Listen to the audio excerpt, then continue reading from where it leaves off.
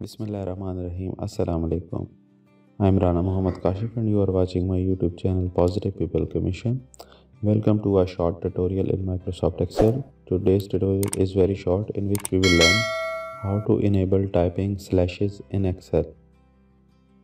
By default, the slash key displays the shortcuts to the commands on the ribbon in Excel. So what do you do if you want to enter a slash in a cell? There is a way to disable this setting so you can type a slash in cells. To prevent the slash key from activating the ribbon command shortcuts, click the File tab. On the Backstage screen, click Options in the list of items on the left.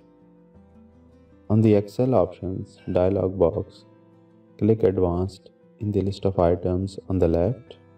In the Lotus Compatibility section, change the character in the Microsoft Excel menu key edit box from a slash to a different character, such as a tilde or a grave accent.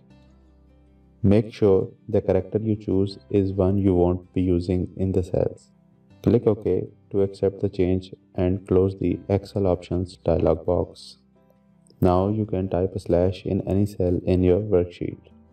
Again, the character you entered as the Microsoft Excel menu key is not available to type in the cells. You can always change the settings to the default by following the options in the reverse order. I hope so you have liked this short tutorial. Keep watching Positive People Commission for more Excel tutorials.